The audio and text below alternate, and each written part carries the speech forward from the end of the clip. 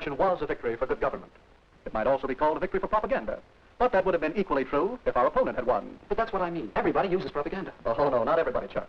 But propaganda is an important force in our society today. That's why, besides using propaganda, I've been studying it for some years. Propaganda made this picture. Propaganda skillfully employed to turn millions of men to a cruel hatred of their fellow men. On the other hand, propaganda often persuades us to help our fellow men. The products of our factories are also known around the world through propaganda in the form of advertising and salesmanship.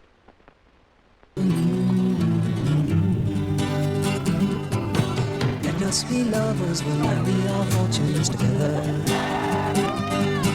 I've got some real estate here in my bag. Counting the cars on the New Jersey Turnpike, they've all come to look for America.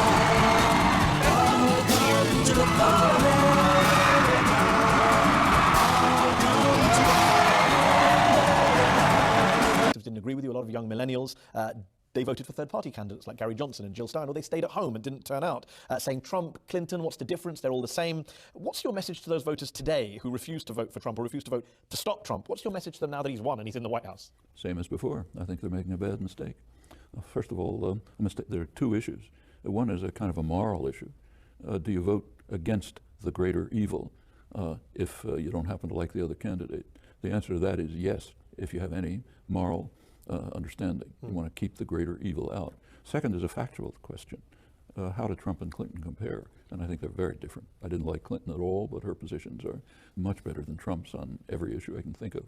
And I interviewed Slavoj Žižek, the leftist philosopher, Slovenian critic who you've criticized in the past. On this show recently, he said, in a kind of Maoist revolutionary terms, he said, Trump would shake up the system and could end up being a positive force in terms of undermining the status quo. Does he have a point? A terrible point. That was the same point that people like him said about Hitler in the early 30s. Because it backfires in the end? He'll shake up the system in bad ways.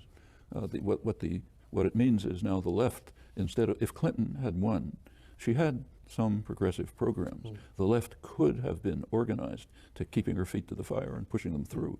What it'll be doing now is trying to protect rights that have, and gains that have been achieved from being destroyed. That's completely regressive. Leaving but one way to fall. Tom Campbell, fiscal genius. Who would remember that as the governor's chief budget officer, Campbell was the architect of our disastrous 2005 budget? A budget so bloated with increased ongoing spending commitments and borrowing that it literally set the stage for the recent decline of California. That's fiscally conservative, Tom? Who would remember that was the Tom Campbell budget? We would.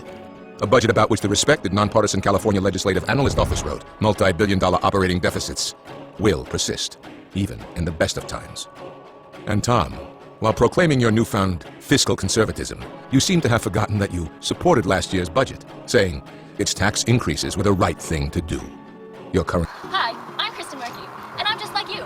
I enjoy my weekends at the country club and lounging in my infinity pool. But you're wondering, why should you vote for me? Well, I understand the issues that you have. I understand what it's like to have too much money and to be taxed to no end. You should vote for me, because I understand what it's like to own large, wonderful horses. In fact, my horses beat Ann Romney's at the Olympics. I have many friends in high places.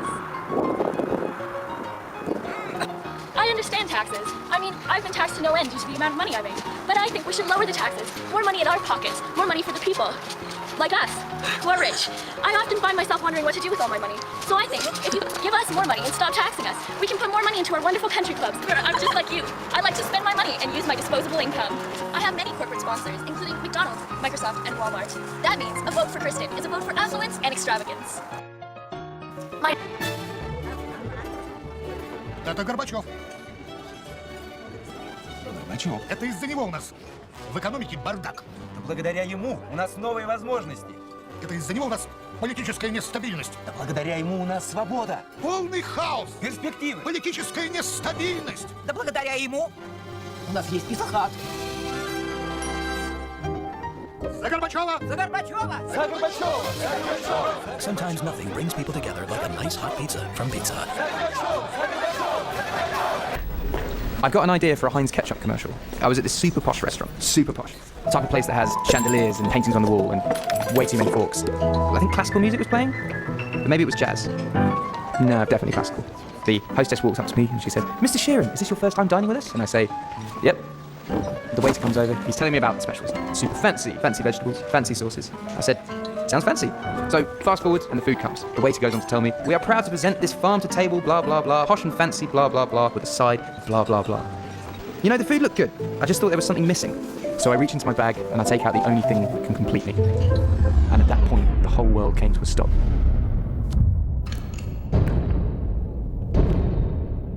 And the waiter was screaming through his eyes.